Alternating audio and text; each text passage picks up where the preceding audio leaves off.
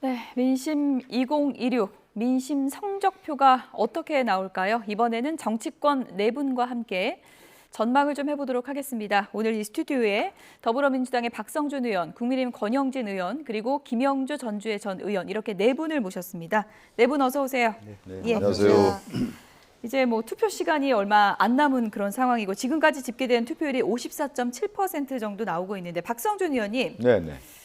이렇게 되면 60 넘을 것 같거든요. 예, 예. 예, 이 높은 투표율 어떻게 보십니까? 아니 국민들이 이제 열광을 하는 거죠. 예. 이번 선거에서 가장 큰 특징 중에 하나가 이제 광역단체당하고 이 보궐선거에서 나오는 거물급들이 등장하지 않았습니까? 그러면 유권자 입장에서는 이제 장이 선거거든요. 장이 섰을 때 우리가 얘기하는 이제 지방선거 같은 경우는 대부분 이제 진영 투표들이 많이 있다 이렇게 얘기를 하고 있는데 특히 이번에는 중도층이라든가 이익 투표 성향이 있는 유권자들도 많이 투표를 했다 이렇게 볼 수밖에 없기 때문에 과연 이제 진영을 뛰어넘는 선거에 유권자들 심리를 누가 더 민심을 받을 수 있냐 이 싸움이 이제 치열하게 전개됐다 이렇게 볼 수가 있을 것 같고 네. 이번에 이제 60% 가까이 됐다라고 하는 것은 해석이 좀 어려울 수 있다라는 생각이 좀 들어요. 그러면 양 진영의 유권자들 다 나온 거고 또 중도 성향 그 지역의 또 특색에 맞는 유권자들이 다 나온 거기 때문에 어느 지역이 유리하고 어느 지역이 불리하다 이렇게 해석하기는 되게 어려울 것 같습니다. 네.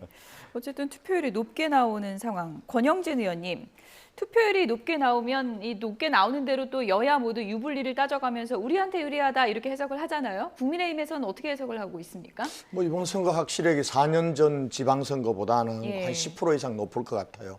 뭐 4년 전 지방선거는 윤석열 정부 들어서고 한 달도 안 돼서 했기 때문에 아마 그때는 민주당 지지층들, 진보층들이 대거 투표에 불참하면서 낮은 투표율이었고 그렇게 해서 국민의힘이 그냥 대승을 했는데 아마 이번 선거는 저 2018년 선거하고 비교를 해야 될 것 같아요.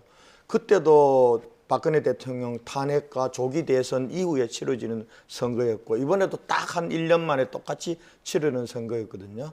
그런 선거로 보면은 전체적으로 아마 민주당 지지층들이 많이 나간다 뭐 그렇게 생각할 수 있는데 그래서 아마 지난 선거는 우리 국민의힘이 2018년도는 대패를 했지 않습니까? 근데 조금 사정이 다른 거는 그때 문재인 대통령의 국정수행 지지도가 70%를 넘어갔습니다. 그리고 우리 보수 쪽은 바른미래당하고 완전히 분단된 상태에서 했기 때문에 그때는 진보층들은 굉장히 결집했고 그리고 또 한편으로는 우리 보수 유권자들은 투표장에 나가지 않는 그런 현상이 있었습니다. 그러나 이번에는 그때보다 물론 뭐 대통령의 지지도가 높은 건 사실이지만 문재인 대통령 70% 넘어가는 것에 비해서는 이재명 대통령의 국정수행 지지율이 낮고 그때 국민의힘이 지금 현재 우리 국민의힘이 조금 갈등과 분열은 있지만은 분당 상태로까지 가지 않았기 때문에 우리 보수층들의 결집도도 굉장히 상당한 결집도가 있을 거다. 저는 그렇게 보기 때문에 높은 투표율이 반드시 보수 쪽에 불리한 건 아니다. 저는 그렇게 보고 있습니다. 네. 아마 지역에 따라서는 아마 높은 지지도가 우리 당 보수 쪽에 높은 지지율로 나타날 가능성도 대단히 높다 이렇게 생각합니다. 지금까지 지방선거 중에 투표율이 가장 높았던 지방선거는 제7회 지방선거고 60.2%를 기록했는데요.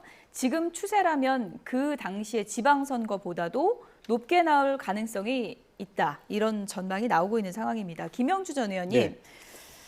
출구조사 카운트다운을 모두 기다리고 있을 텐데 딱 뜨면 어느 지역이 제일 궁금하세요?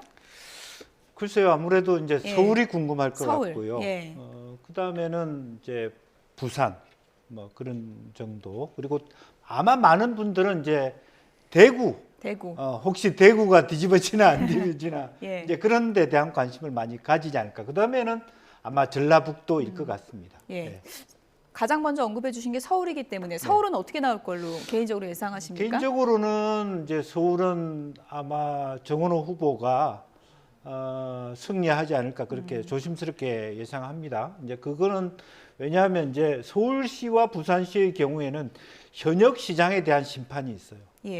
그래서 과연 서울 시민 입장에서 또 혹은 보수 유권자 입장에서 오세훈이라고 하는 리더가 지난 대선에 무슨 역할을 했는가, 또 실제로 서울 시민 입장에서도 시장에 대한 평가가 있기 때문에 여러 가지 부동산, 뭐 장특공 이런 것들이 있어도 예상외로 이번에 크게 이슈가 되지 않고 있거든요. 그래서 더군다나 이제 뭐 본인의 의지와 상관없이 소위 수소문 고가차도 사건이라든지 예. 마지막에 좀 시장에 불리한 어떤 악재도 터져 나왔고, 또 하나 제가 이제 정은호 후보가 이길 것 같다라고 느끼는 이유는 구청장 후보의 뭐 지나간 어떤 깜깜이 선거 전까지의 말하자면 그 구청장들에 대한 여론조사 결과들이 만약 최소한 오세훈 후보가 이기려면요, 강동부터 송파는 물론이고 강동부터 용산까지가 네. 최소한 모르겠다 정도는 돼야 돼요. 그러니까 성동, 광진, 용산이. 근데 지금 현재 여론조사상으로는 솔직히 강남 3구, 뭐 강동 정도가 오세훈에 유리한 정도고 거의 꼼짝도 않고 민주당 지지로 갈 것 같기 때문에 예. 뭐 그런 정도 흐름이라면, 그리고 기존의 모든 여론조사 추이상으로 한 번도 오세훈 후보가 골든 크레스로 한 적이 없었다는 그런 측면에서 딱 붙은 합리적으로, 것만 있었죠. 네, 예. 네, 합리적으로 봤을 때 오 후보가 뒤집기는 예. 쉽지 않다 그렇게 보여집니다. 정원호 후보 측에서는 이제 막판 키워드가 안전이 됐기 때문에 승기를 잡을 것이다 이렇게 자신을 하고 있는데요. 오세훈 후보 측에서는 어떤 입장일까요? 현장 분위기는 나쁘지 않습니다. 어제 그제 오세훈 시장이 25개 그 자치구를 다 한 번씩은 유세차를 도는 이러한 투어를 했는데요. 그때 나온 젊은 시민들도 굉장히 반응이 좋았고, 그리고 또 제가 또 지역을 맡고 있는 강동에서 또 분위기가 굉장히 좋았습니다. 다만 그 소소문 이제 고가차도 그 예. 붕괴가 그 사고로 인해서 또 목숨을 잃으신 분들께는 명복을 비는 그런 마음입니다만, 이것이 기세가 굉장히 좋은 타이밍에 이 사고가 나오다 보니까 또 선거가 좀 주춤하고 상승세가 좀 주춤하는 그러한 일이 좀 발생을 했죠. 그리고 또 사전투표 날이었던 지난 금요일 5월 29일에 또 서울시에 대한 압수수색, 저는 그것은 어떤 그 경찰 수사기관의 선거 개입의 의도가 다분히 높다고 보고 예. 있습니다. 근데 이러한 것이 있기 때문에 그러한 면에서 상승 국면을 계속 이어가지 못하고 좀 며칠 좀 주춤했던 것이 좀 아쉬운 점이 있지만, 그래도 서울에서의 분위기는 괜찮기 때문에 좋은 결과가 나오기를 기대하고 있습니다. 네, 앞서도 말씀드린 것처럼 이번 지방선거 투표 열기가 뜨겁습니다. 그럼 여기서 이 시각 투표율을 YTN 민심 스테이지 연결해서 자세하게 짚어드리겠습니다. 네, 제9회 전국 동시지방선거, 전국의 유권자들에게 필요한 투표용지들이 여기 투표함으로 모여들고 있는데요. 투표 마감 시간이 이제 정말 얼마 남지 않았습니다. 아직 투표하지 않은 분들은 서둘러서 소중한 권리 꼭 행사하시기 바랍니다. 이 시각 전국 투표율은 54.7%입니다. 자, 그 뒤에 배경으로는 시원하게 YTN 서울타워를 함께 보고 계신데요. 자, 시도 투표율은 각 시도 청사를 배경으로 함께 살펴보겠습니다. 네, 먼저 서울시입니다. 새 청사를 지은 지도 벌써 14년, 수도 800만의 선택은 누가 될까요? 이 시각 서울 투표율 56%입니다. 자, 이번엔 경기로 가보겠습니다. 유권자 수가 무려 1,100만 명입니다. 16개 시도 가운데 가장 많은 곳인데요. 뒤쪽으로 광교 청사의 모습을 함께 보고 계십니다. 자, 투표함에 모인 경기 지역 현재 투표율은요, 51.9% 기록하고 있습니다. 네, 다음 인천으로 가보겠습니다. 인천광역시청은 1985년에 지어졌는데요. 40년 만에 새로 짓는 작업이 진행되고 있습니다. 인천의 이 시각 투표율은 52%네요. 자, 인천에 이어서 대전으로 가보겠습니다. 대전시청 건물 대법원과 비슷하게 생겼는데 지금 드라마에서 대역으로도 쓰인다고 합니다. 이 시각 대전 투표율 53.7%입니다. 자, 대전에 이어서 이번에 충남으로 가보겠는데요. 높지 않으면서도 이 잔디와 잘 어우러진 청사 디자인이 호평을 받은 곳입니다. 이 시각 충남 투표율 53.5% 기록 중입니다.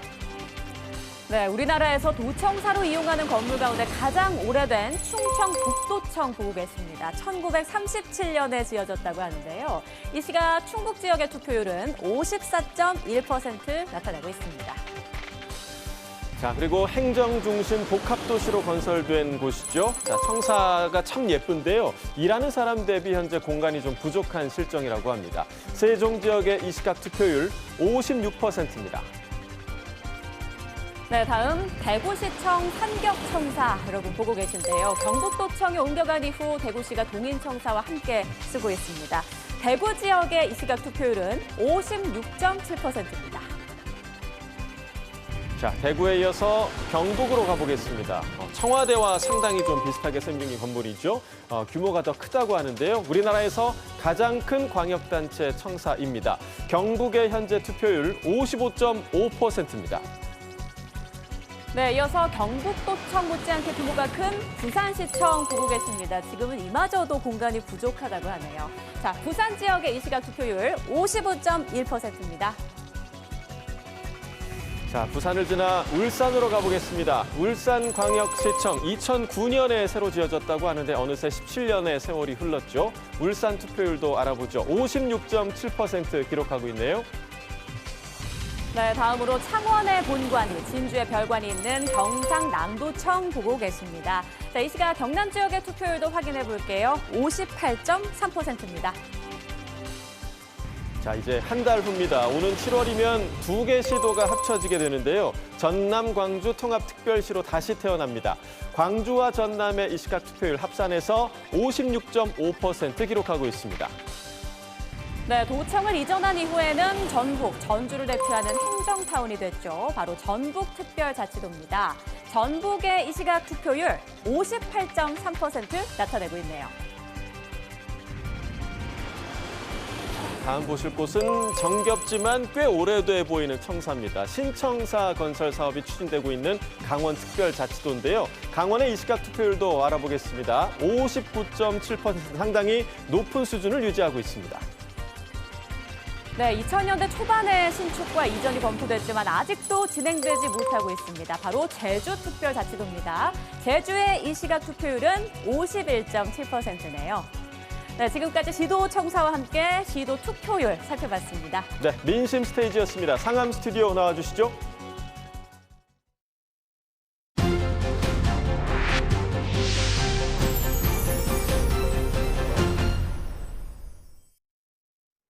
네, 민심 캔버스입니다. 오늘 6.3 지방선거와 함께 치러지고 있는 국회의원 재보궐 관심 지역 한번 살펴보겠습니다.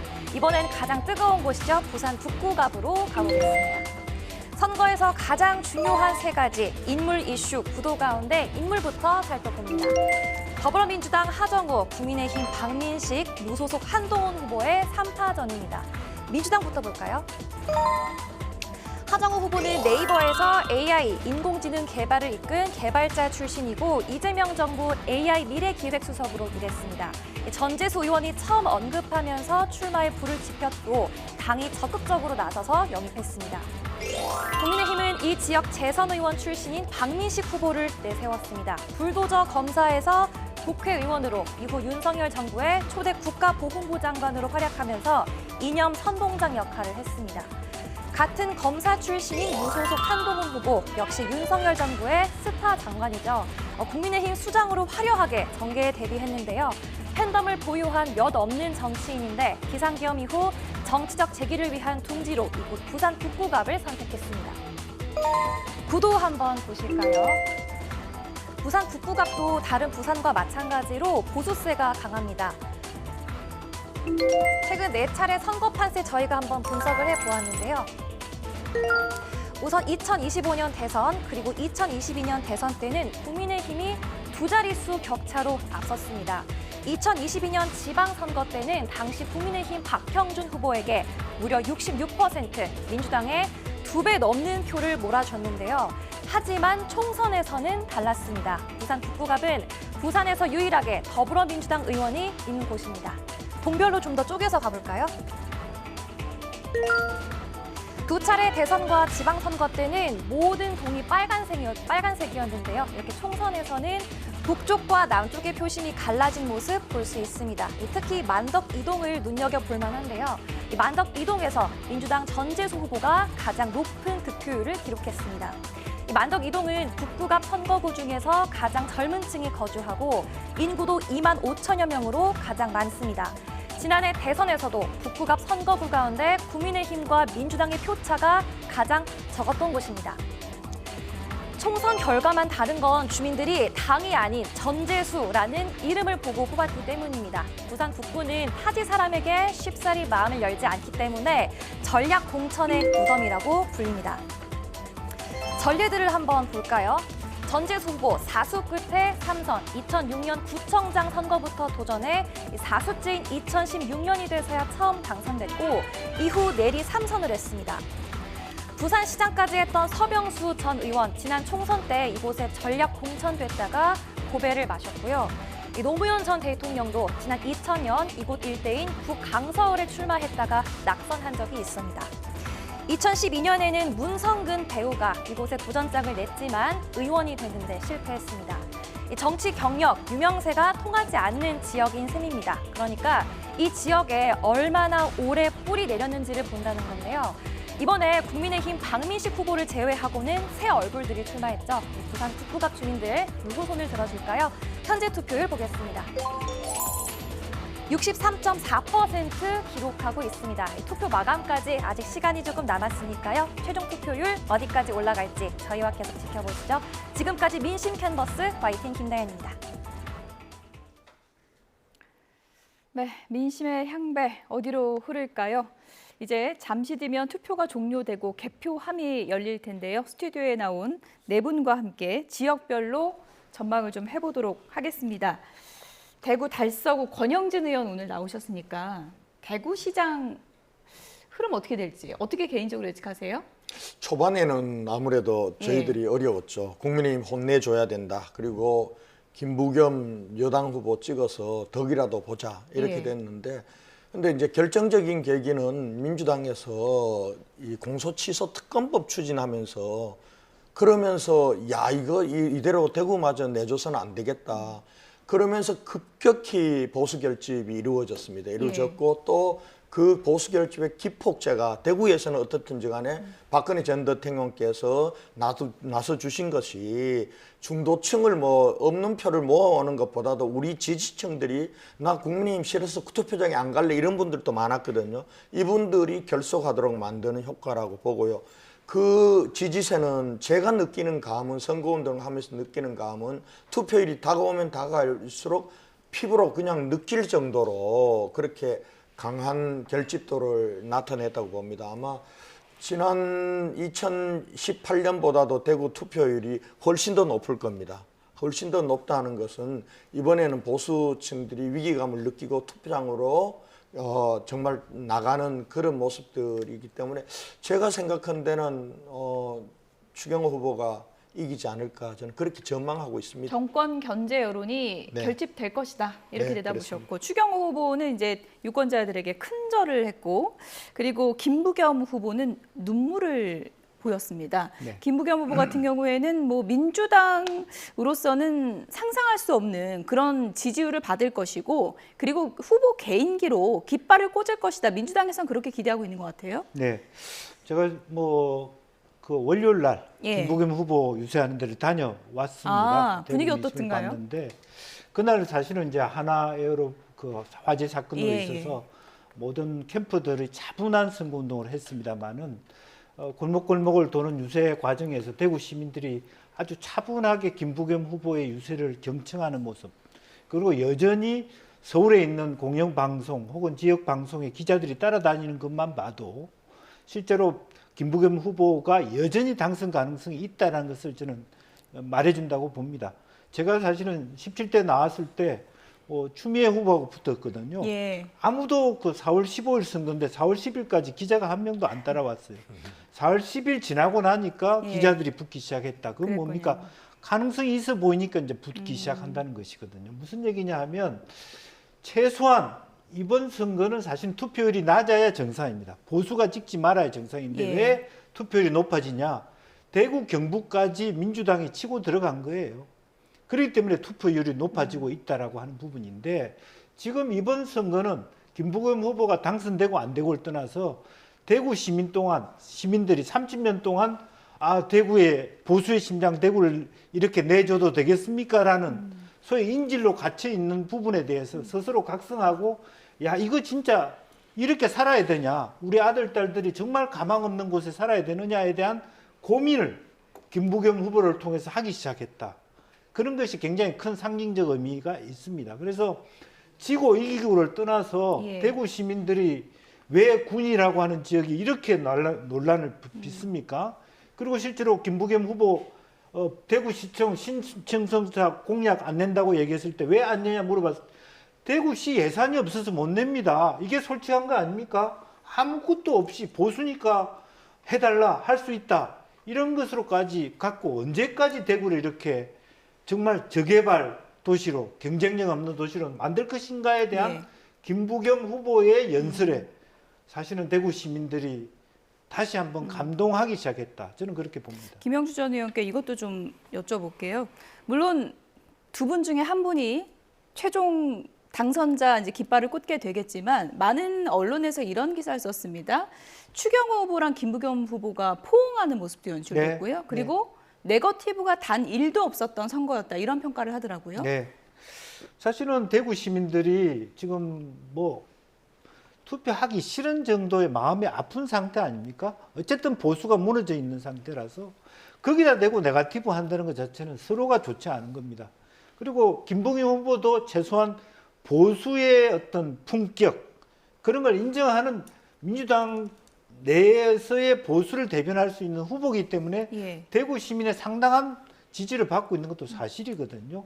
그런 아름다운 모습을 보여주는 것이 예. 대구의 자존심일 수도 있고 보수의 자존심일 수도 있고 그런 자존심을 존중해 가면서 김부겸 후보가 득표할 수 있는 계기가 될 수 있다. 그거는 우리가 모두 다 그야말로 현재 너무 정치가 막 서로 헐떡이 바쁜데 예. 아름다운 모습이 아닌가 그렇게 보여집니다. 선거에는 뭐 승자와 패자가 있겠지만 두 후보가 포옹하는 모습 많은 여운을 남기지 않았나 그런 생각이 듭니다. 저도 한 말씀 좀 예. 드려도 될까요?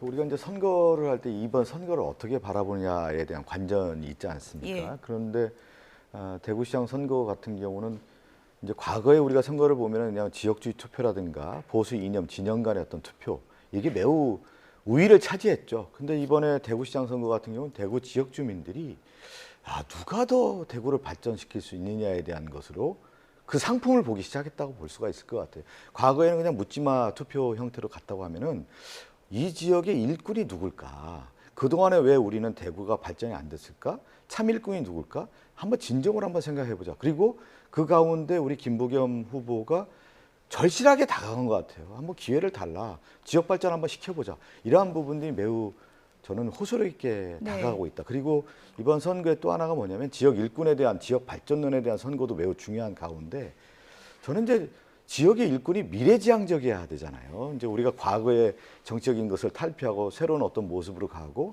그것이 이제 민심으로 만들어내고 이러한 에너지를 만들어가는 선거가 돼야 되는데 우리 이제 권영진 의원님도 얘기했지만 그냥 보수 결집으로만 선거를 치르려고 하는 것이 저는 국민의힘이 좀 안타깝다. 그러니까 지금 선거에서 유권자들이 바라볼 때 이 후보가 우리 지역을 위해 누가 더 잘할 수 있냐에 대한 부분을 우리가 경쟁을 하고 정책 선거가 돼야 되는 건데 예. 과거 지향적으로 과거에 이명박 전 대통령이라든가 박근혜 전 대통령을 불러들여서 거기에 보수 결집으로 한 선거가 과연 유권자에게 호소력이 있는지는 저는 좀 의문표가 듭니다. 네. 네, 조금 얘기를 안 할 수 네. 없는데 반론을 좀 우선은 듣겠습니다. 예. 제가 대구시장을 2번이나 했기 때문에 두 분이 이제 대구 사정은 뭐 두 분도 잘 아시겠지만 때로는 관전자가 볼 때 정확하게 볼 수도 있습니다. 그러나 또 저희가 대구시장을 했던 입장에서 지금 대구 시민들이 국민의힘이 섭섭해하고 하는 것 아까 말씀하셨듯이 가망 없는 곳이라 민주당을 찍어주지 않거나 민주당이 당선되지 않으면 가망 없는 곳이라고 생각하지는 않습니다. 않는 거고요. 그리고 또 저발전이라고 하는데 지금 지방은 수도권이 계속 비대화되면서 광주도 그렇고 대구도 그렇고 부산도 다 지방이 어려운 건 사실입니다. 사실이고 지금 이제 전국적인 지형을 놓고 볼 때 대구까지 우리가 보수를 넘겨주면 되느냐, 보수의 심장이라고 생각하지 않습니다. 전국적으로 보수가 다 괴멸 상태인데 심장이 무슨 심장입니까? 이번에는 보수의 불씨라도 남겨달라는 거거든요. 대구마저 그냥 꺼트려 버리면 불씨마저 꺼져버린다. 그러니까 불씨만은 살려달라. 이런 있고요. 그 다음에 김부겸 후보하고 추경호 후보의 인물 경쟁에서도 뭐 김부겸 후보 나름대로 정치력과 장점이 있습니다. 그러나 대구 시민들이 볼 때는 가장 절박한 게 경제입니다. 경제를 살릴 수 있고 경제를 좀 알고 경제 전문가 이런 맥락에서 보면은 김부겸 후보보다는 경제부총리를 했던 추경호 후보가 대구 경제를 살리는 데는 더 적합이 아닌가 예. 이런 판단도 있다라는 말씀을 드립니다. 예, 네. 저희가 뭐 대구에만 머물 수는 없어서 부산 북구 얘기를 안 할 수가 없습니다. 이번 선거에 뭐 최대 핫플이다 하면 이제 부산 북구고 지금 제가 확인을 해보니까 투표율이 60%를 넘었어요. 네. 전재전 의원님 보시기에는 이렇게 높은 투표율 어떻게 보십니까? 아무래도 이제 이 보궐선거에 대한 관심이 굉장히 크다고 보입니다.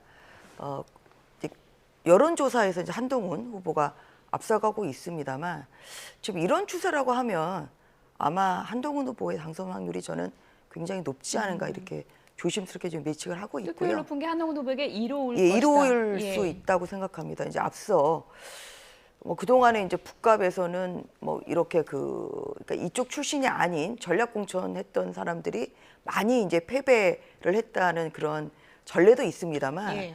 이제 한동훈 후보는 전략 공천은 아니죠. 이제 무슨 당에서 공천을 받아서 간 것은 아니고 예. 이제 스스로 북갑을 찾아갔고 그리고 다른 후보들보다 일찍 가서 이제 선거 운동을 한 그런 이점이 좀 있었던 거 아닌가 싶습니다. 그리고 저는 이제 이번 그 지방선거도 중요하지만 사실 14군데의 그 보궐선거에 예. 대한 관심들이 굉장히 크고 오히려 어떻게 보면 뭐 서울시장이나 부산시장 선거보다 오히려 부산 북갑에서 누가 되는지가 오히려 예. 가장 많이 뉴스에 나왔거든요. 지금 투표율만 보면 거의 총선입니다. 예, 그 정도로 이번 통틀어서 예. 국민들이 가장 이제 관심을 많이 갖는 부분이 부산 북갑인데 이 한동훈 후보가 이제 당선이 된 이후에 예. 후보도 국민의힘과 상당한 그런 영향력이 있기 때문에 이제 그런 것도 많이 또 관심의 대상이고 저는 이제 한동훈 후보가 이렇게 얘기를 하죠. 그러니까 저는 이번 지방선거가 이제 정권 안정론이냐 아니면 정권 견제론이냐. 그러니까 오세훈 서울시장 후보도 서울마저 뺏기면 이것은 절대 권력이 된다. 예. 대통령 권력 또 이 의회 권력까지 이제 독점한 민주당이 지방 권력까지 독점하게 되면 이것은 견제를 아무런 대한민국의 견제 장치가 없기 때문에 서울은 꼭 이겨야 된다 이런 얘기를 하셨거든요. 마찬가지로 근데 그 정도로 이제 서울시장 선거의 향배도 굉장히 중요합니다만 마찬가지로 이제 부산 북갑도 지금 한동훈 후보가 이재명 대통령을 견제하기 위해서는 내가 당선돼야 됩니다. 근데 이렇게 얘기를 하는 것이 저는 상당히 유권자들에게 좀 먹히는 거 아니냐 하는 그런 개인적인 생각이 드는 것이고 결국은 이 정권 견제냐 아니면 정권 안정이냐 여기에서 북갑의 이 높은 투표율을 보여주는 것은 이러한 정권 견제 심리가 많이 작용하는 거 아닌가 그런 차원에서 높은 투표율로 좀 이어지고 있는 것 아닌가 싶습니다. 네. 부산 북구의 지금 뜨거운 투표 열기가 조심스럽지만 한동훈 후보에게 좀 유리하지 않을까라는 이제 전망을 해주셨는데 박성준 의원님은 전혀 동의할 수 없다는 표정으로 계셔서 질문을 좀 드리겠습니다. 전혀 동의하기가 좀 어렵죠. 왜 그러냐면 예. 이제 정치에 있어서 지방선거 아까 제가 처음에 얘기했잖아요. 그러면 누가 더 지역을 발전시킬 수 있냐에 대한 싸움으로 갔으면 매우 유리한 선점을 하게 되는 것이죠. 그래서 전재수 부산시장 후보와 하정우 후보가 손을 잡고 연대와 힘을 통해서 뭐를 하냐면 부산의 무적함대를 만들겠다라는 거 아니겠어요? 그것은 뭐냐면 항만도시로서의 부산의 어떤 발전적인 지향과 더불어서 지역 발전을 실질적으로 AI 기반에서 발전하겠다라고 하는 청사진을 그리고 있지 않습니까? 예.